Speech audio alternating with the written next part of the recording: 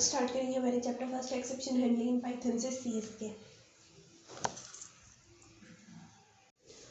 Okay, तो कभी कभी आता है कि जब हम लोग कोई सारे पाइथन का प्रोग्राम एग्जीक्यूट करते हैं तो जो प्रोग्राम है या फिर तो बिल्कुल भी एग्जीक्यूट नहीं होता, ठीक है, या फिर तो बिल्कुल भी एग्जीक्यूट नहीं होता, या फिर जो है वो जो हमारा प्रोग्राम है वो एबनॉर्मली बिहेव करता है या फिर एक अनएक्सेप्टेड आउटपुट जनरेट कर देता है, कि एक ऐसा आउटपुट जिसके बारे में कि हमने सोचा ही नहीं था कि इस तरह का आउटपुट निकल सकता है, ठीक है। जैसा आउटपुट हमने सोचा था उसका बिल्कुल अपोजिट आउटपुट जनरेट कर देता है, ठीक है। अब ऐसा कब होता है कि हमारा जो प्रोग्राम है उसमें जो हमने कोड लिखा है वो एग्जीक्यूट ही नहीं हो रहा या फिर एबनॉर्मली बिहेव कर रहा है, तब जब syntax error, run time error या लॉजिकल एरर, इस टाइप की एरर्स जो है वो जनरेट होती है, तब जो हमारा प्रोग्राम है वो एग्जीक्यूट नहीं हो पाता है।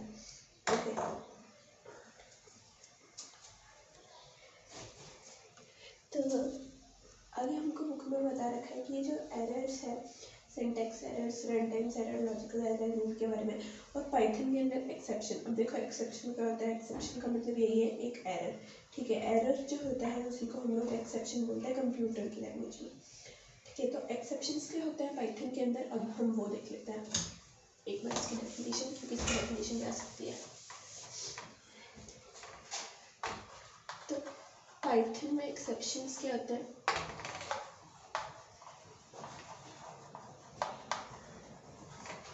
ठीक है। पाइथन के अंदर एक्सेप्शंस जो है वो एरर्स होते हैं जो कि ऑटोमेटिकली ट्रिगर हो जाते हैं। एक्सेप्शंस जो होते हैं उनको फोर्सफुली भी ट्रिगर किया जा सकता है, यानी कि जनरेट किया जा सकता है, और प्रोग्राम कोड जो हमारा नॉर्मल प्रोग्राम कोड होता है उसके थ्रू हम उसको हैंडल कर सकते हैं, ठीक है। पाइथन क्या है, उसके अंदर एक ऐसी मतलब पूरी लाइब्रेरी है मतलब कोड हैंडलर्स के लिए। जब भी हमारा कोई कोड जो है उसके अंदर कुछ प्रॉब्लम आ जाती है, कोई एरर आ जाता है, तो जो एग्जीक्यूट कोड हैंडलर है वो क्या करता है, वो अपने आप एग्जीक्यूट हो जाता है और हमको एक मतलब डिस्प्ले कर देता है कि एरर का नेम आता है ना, और उसके बारे में एक छोटी सी डिस्क्रिप्शन। तो ये चीज़ कौन करता है, कोड हैंडलर, ठीक है। तो एक्सेप्शंस क्या होगा पाइथन के अंदर, जो कि ऑटोमेटिकली ट्रिगर हो जाता है। और अगर हम इसकी प्रॉपर डेफिनेशन लिखेंगे तो एक्सेप्शंस जो है वो एरर होती है, ठीक है। एक पाइथन ऑब्जेक्ट होती है जो कि एरर को रिप्रेजेंट करती है। अगर एक्सेप्शन की आपको डेफिनेशन लिखने का है तो आप लोग क्या लिखोगे, एक्सेप्शंस, ठीक है। तो एक्सेप्शंस क्या होते हैं, एक्सेप्शंस होते हैं मतलब ऐसे पाइथन के ऑब्जेक्ट जो कि किसी भी एरर को रिप्रेजेंट करते हैं। तो अगर हम लोग को एग्जाम में एक्सेप्शन की डेफिनेशन लिखने को आ गई तो हम लोग क्या लिखेंगे, exceptions are Python object that represent an error, ठीक है। यानी कि एक्सेप्शंस क्या होते हैं, एक ऐसा पाइथन ऑब्जेक्ट जो कि किसको रिप्रेजेंट करता है, एरर को। यानी कि जब भी कोई एरर आएगा तो देखो जो हमारा प्रोग्राम है उसमें कोई एरर आया तो हम लोग क्या कहेंगे कि भैया एक एक्सेप्शन रेज हो गई है। अब जो एक्सेप्शन होती है उनको हम लोग खुद से भी जानबूझ के रेज कर सकते हैं। तो ये हम हमारे जो सेकंड चैप्टर होगा उसके अंदर पढ़ेंगे। इस चैप्टर के अंदर हम कितने टाइप्स की एरर होती है, उनका क्या क्या मतलब कितने टाइप्स की होती है, और एक एक एरर जो है उसके बारे में हम लोग पढ़ेंगे, ठीक है। तो अभी सबसे पहले हम लोगों को पता लगा है सिंटैक्स एरर के बारे में, ठीक है। तो सबसे पहले हम किसके बारे में पढ़ेंगे अभी, सिंटैक्स एरर, ठीक है। तो सिंटैक्स एरर होती क्या है, कैसे आती है, तो देखो नाम में लिखा हुआ है सिंटैक्स, यानी कि जब हमारा जो प्रोग्राम है, ठीक है, उसकी जब हम कोडिंग कर रहे हैं तो जब अगर हमने जो उसका कोड है उसकी सिंटैक्स में अगर कोई गलती कर दी, ठीक है, कोड लिखते टाइम अगर हम उसकी सिंटैक्स में कोई गलती कर देते हैं, कोई कॉमा लगाना भूल जाते हैं या फिर कोई सेमीकोलन लगाना भूल जाते हैं, तो वो कौन सा एरर आ जाता है, सिंटैक्स एरर आ जाता है, ठीक है। अगर बुकिश लैंग्वेज में लिखें तो syntax errors are detected when we have not followed the rules, ठीक है। जब हम किसी भी पर्टिकुलर प्रोग्रामिंग कोड के या फिर लैंग्वेज के रूल्स को फॉलो नहीं करते, ठीक है, किसी भी पर्टिकुलर प्रोग्रामिंग लैंग्वेज जैसे पाइथन, जावा, इन सब के प्रोग्रामिंग के रूल्स को फॉलो नहीं करते हैं कोई भी प्रोग्राम लिखते वक्त, तो जो हमारा एरर डिटेक्ट होता है वो कौन सा एरर होता है, सिंटैक्स एरर, ठीक है। तो syntax errors are detected when we have not followed the rules of the particular programming language while writing a program, ठीक है, हो गया। डेफिनेशन भी होगी इसकी। अब सिंटेक्स एरर जो है इनको एक और चीज़ कहते हैं, एक और एरर के नाम से जाने जाते हैं, तो ये इंपॉर्टेंट है। सिंटेक्स एरर जो है इन्हें पार्सिंग एरर्स भी कहा जाता है, ठीक है, ये हमें याद रखना है। ये सिंटेक्स एरर्स को पार्सिंग एरर भी कहा जाता है।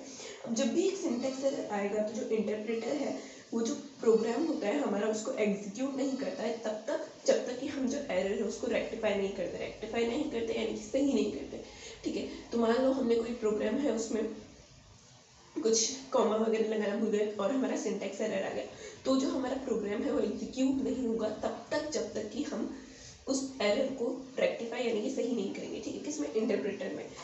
सही नहीं करके फिर सेव नहीं करेंगे और जब तक उसको रीरन नहीं करेंगे तब तक जो हमारा इंटरप्रेटर है वो उसको रन नहीं करता, ठीक है। अब जब हम शेल मोड में, ठीक है, पाइथन में जब हम लोग शेल मोड में हमारा सिंटेक्स एरर आता है तो क्या होता है कि जो हमारा पाइथन है वो डिस्प्ले करता है वो जो भी एरर है, जैसे सिंटेक्स एरर है इसके अंदर तो हमारे पास में, तो शेल मोड में पाइथन डिस्क्राइब करता है उसका नाम, डिस्प्ले करता है सॉरी उसका नाम और उसके बारे में एक छोटी सी डिस्क्रिप्शन, ठीक है, एरर के बारे में।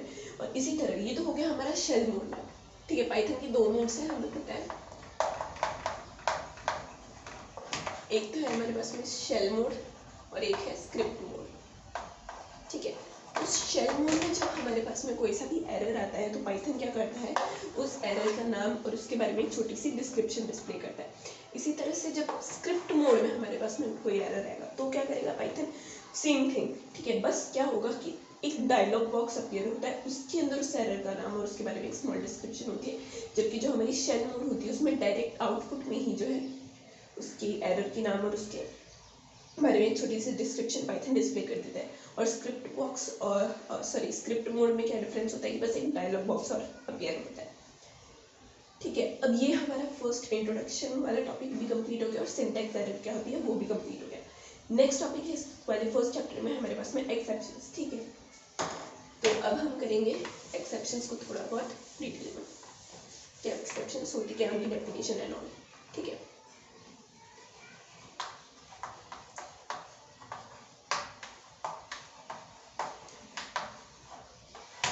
ओके, तो नेक्स्ट टॉपिक है हमारे पास में एक्सेप्शंस। देखो कई बार क्या होता है कि हमारा जो स्टेटमेंट या फिर हमारा जो एक्सप्रेशन होता है वो सिंटैक्टिकली तो करेक्ट होता है, यानी कि उसके सिंटेक्स में तो कोई एरर नहीं होता है, इतना हमें पता होता है, ठीक है, कि जो हमने कोड लिखा है उसके सिंटेक्स में कोई एरर नहीं है, लेकिन फिर भी एक एरर जनरेट हो जाती है उसके एग्जीक्यूशन के टाइम पर, ठीक है। जब भी हमारा सिंटेक्स तो एकदम सिंटैक्टिकली जो हमारा प्रोग्राम है वो तो बिल्कुल सही है, फिर भी एरर जनरेट होती है। ऐसा कब होता है? जैसे कि मान लो हम एक ऐसी फाइल ओपन करने की कोशिश कर रहे हैं जो कि एग्जिस्ट ही नहीं करती, ठीक है, या फिर जीरो से डिवीजन कर रहे हैं, ठीक है। और इस तरीके से बहुत से एग्जांपल्स हैं जिसमें कि हमारे पास में सिंटैक्टिकली हमारा जो प्रोग्राम कोड है वो तो करेक्ट होगा, फिर भी एक एरर जनरेट हो जाएगी।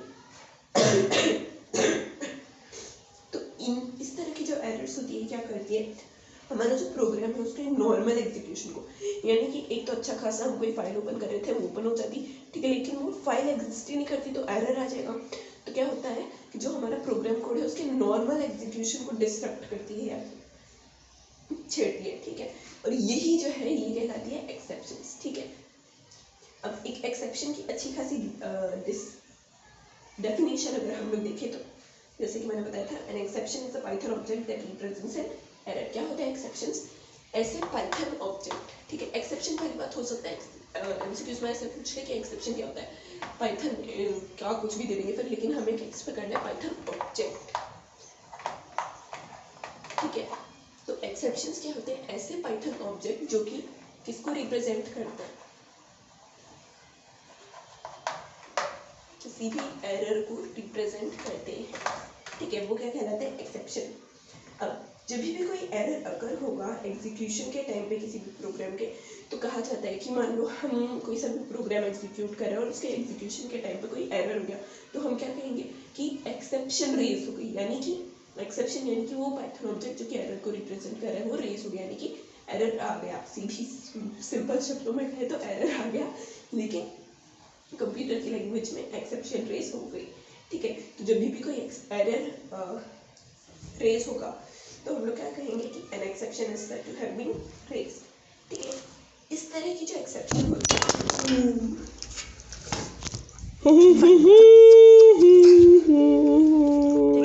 एक्सेप्शंस के बारे में। एक्सेप्शन क्या होता है कि मतलब पाइथन एक ऐसा पाइथन ऑब्जेक्ट जो कि किसी भी एरर को रिप्रेजेंट करता है, ठीक है।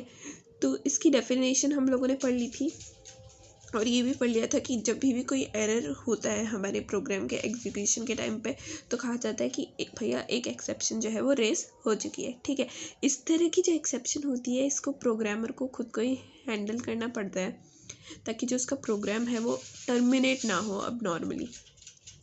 इसलिए जब भी हम कोई प्रोग्राम डिज़ाइन करते हैं या फिर जो जैसे पाइथन में कोई प्रोग्राम डिज़ाइन किया जाता है तो एक जो प्रोग्रामर है उसको इस तरह की एरोनियस मतलब कि इस तरह की सिचुएशंस को ध्यान में रखते हुए जो कि एग्जीक्यूशन के टाइम पे उस कोड के एग्जीक्यूशन के टाइम पे हो सकती है, इनको ध्यान में रखते हुए उसको कुछ अप्रोप्रिएट कोड मतलब कोई सा अलग से और कोड उसमें ऐड करते हुए चलना चाहिए ताकि वो इस एक्सेप्शन को हैंडल कर सके, ठीक है।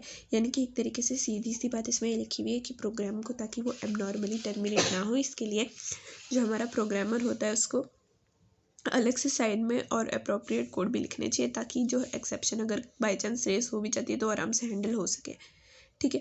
और जो हमने सिंटैक्स एरर्स पढ़ी थी ये सब भी एक्सेप्शन ही होती है मतलब एक तरीके से, क्योंकि जैसे हम लोगों ने पढ़ा कि एक्सेप्शन एरर को ही रिप्रेजेंट करता है तो सिंटैक्स एरर ये सब भी एक्सेप्शन ही होती है। लेकिन बाकी की जो सारी एक्सेप्शन होती है वो सिंटैक्टिकली करेक्ट होती है, ठीक है। और सिंटैक्स एरर अगर हम इसको एक एक्सेप्शन में माने तो लेकिन इसमें इसके जो सिंटैक्स है उसमें एरर होता है और फिर भी एक्सेप्शन है कि और बाकी की सारी जो एक्सेप्शन है वो सिंटैक्टिकली करेक्ट होती है, ठीक है। अब एक्सेप्शन हम लोगों ने पढ़ लिया कि एक्सेप्शन क्या होता है। नेक्स्ट आता है हमारे पास में बिल्ट इन एक्सेप्शन, ठीक है। तो बिल्ट इन एक्सेप्शन क्या होती है? Commonly occurring exception. देखो कॉमनली अकरिंग एक्सेप्शन यानी कि जो नॉर्मली, ठीक है, जिनको कि कंपाइलर या इंटरप्रेटर खुद से डिफाइन कर देते हैं कि ये एरर जो है वो ये एक्सेप्शन जो है वो रेज हुई है, उन्हें कहते हैं बिल्ट इन एक्सेप्शंस, ठीक है।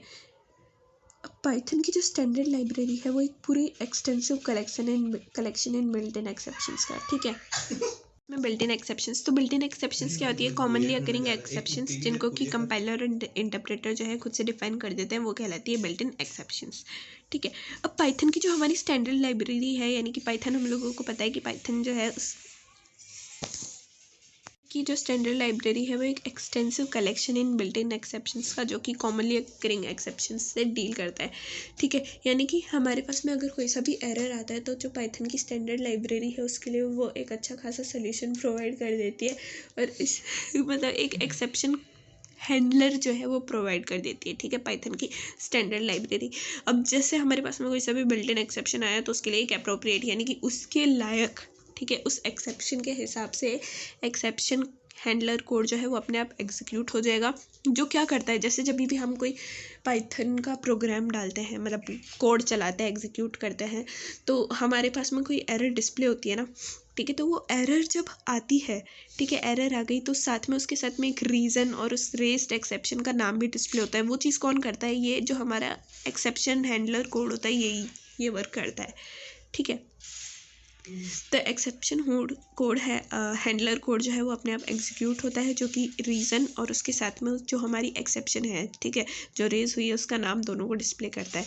अब जो प्रोग्रामर है उसके बाद, ठीक है, जब हमारा एक्सेप्शन का नाम और उसके आने की रीज़न, ठीक है, कि एक्सेप्शन क्यों रेज हुई है उसका रीज़न भी डिस्प्ले हो गया तो उसके बाद में जो है प्रोग्रामर को खुद से अब एक एक्शन लेना पड़ता है ताकि वो उसको हैंडल कर सके, ठीक है। अब हमारे पास में कुछ commonly occurring built in exceptions जो है वो यहाँ पे आ चुकी है जो कि पाइथन के अंदर रेज होती है, ठीक है, मोस्टली। अब देखो फर्स्ट हम लोगों ने पहले ही पढ़ लिया था सिंटैक्स एरर क्या होता है, ठीक है। ये रहा यहाँ पे है हमारे पास में एक्सेप्शन का नाम और यहाँ पे उसके बारे में एक एक्सप्लेनेशन, ठीक है।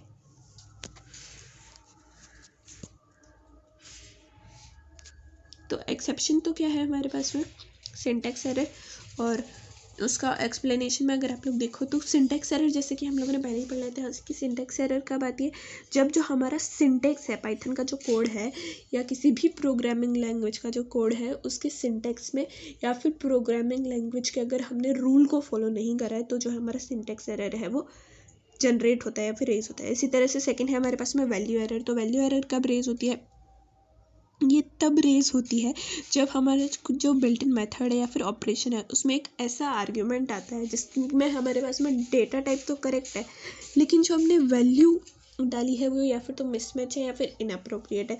अब इसका क्या मतलब है? इसका मतलब कि हम लोगों ने डेटा टाइप डाला इंट और वैल्यू हम डाल रहे हैं कैरेक्टर की, तो हमारा कौन सा एरर जनरेट हो जाएगा? वो जो एरर या एक्सेप्शन जनरेट होगी वो कहलाएगी वैल्यू एरर। ठीक है, तो इसका सीधा से यही मतलब है कि आप डेटा टाइप तो कुछ और डाल रहे हो और मिसमैच्ड वैल्यूज डाल रहे हो या फिर इनअप्रोप्रिएट वैल्यूज डाल रहे हो। ठीक है, कि अगर मैं इंट में ए डालूंगा, इंट मैंने डेटा टाइप दे दी तो ए, तो और उसमें डाल दिया ए, तो ये तो इनअप्रोप्रिएट वैल्यू है ना। या फिर मैंने 2 डेटा टाइप्स दिए थे, एक में इंट दिया था, एक में कैरेक्टर दिया था, लेकिन मैंने कैरेक्टर वाले में नंबर डाल दिया और जो इंट वाला था उसमें कैरेक्टर डाल दिया, तो ये मिसमैच होगा। ठीक है, तो इस तरह का जब हमारे पास में कोई एक्सेप्शन जनरेट होता है वो कहलाता है वैल्यू एरर।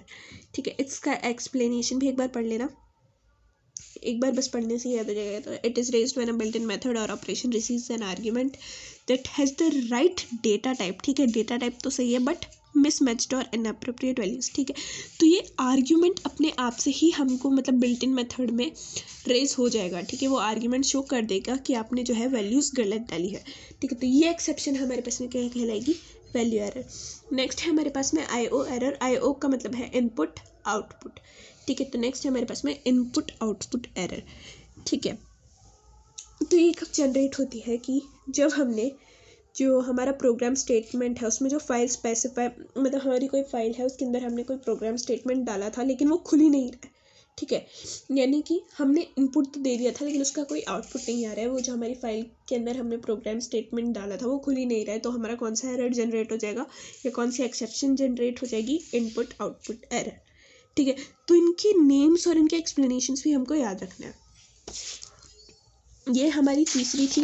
नेक्स्ट है हमारे पास में टोटल 12 एरर्स है हमारे पास में। ठीक है, एक्सेप्शन से या फिर हमारे पास में पाइथन में। Next interrupt error. ठीक है, तो ये कब जनरेट होता है? देखो, जब हमारा जो यूज़र है वो कोई सा भी प्रोग्राम या कोड लिख रहा है, गलती से हमने दबा दिया डिलीट या फिर एग्जिट की। ठीक है, तो जो हमारा पूरा कोड है उसका राम नाम सत्य हो जाएगा। ठीक है, तो ये जब हम गलती से कर देंगे तो ये क्या कहलाएगा? Keyboard interrupt.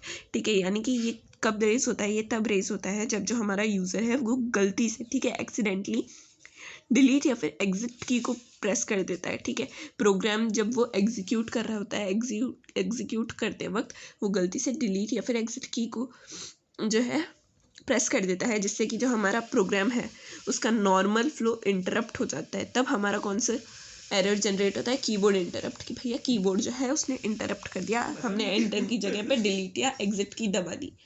ठीक है, तो ये हो गया हमारा कीबोर्ड इंटरप्ट।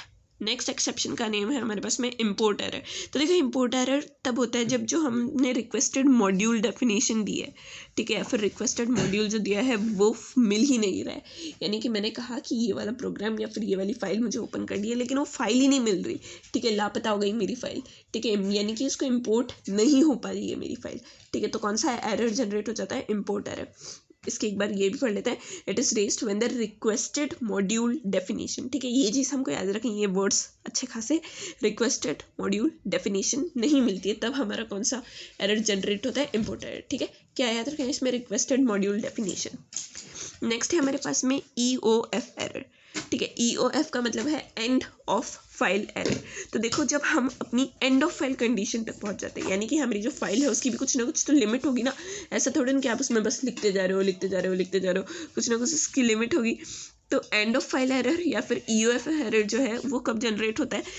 जब हम एंड ऑफ फाइल कंडीशन तक पहुँच जाते हैं। ठीक है, इनपुट में हमने डेटा डाला तो जो हमारा पाइथन है ना, तो उसने उस डेटा को रीड करा और direct end of file condition पे पहुंच गया। ठीक है, जब इस तरह की कंडीशन होती है तो इस टाइम पे हमारा कौन सा एरर जनरेट होता है? End of file error. ठीक है, it is raised when the end of file condition is reached without reading any data by input. ठीक है, नेक्स्ट है हमारे पास में जीरो डिवीजन एरर। तो देखो, ये तो सीधा सा नाम से ही साफ है, जीरो डिवीजन। जब हम डिनोमिनेटर में ज़ीरो होगा, ठीक है, जब हमारे ऑपरेशन के टाइम पे डिनोमिनेटर जो होगा किसी भी डिवीजन में, डिनोमिनेटर जब हमारा ज़ीरो होगा तो कौन सा एरर जनरेट होगा? Zero division error. ठीक है, it is raised when the denominator in a division operation is zero. Okay, next error है हमारे पास में इंडेक्स एरर। देखो, इंडेक्स या सबस्क्रिप्ट, दोनों का ही हमको पता है।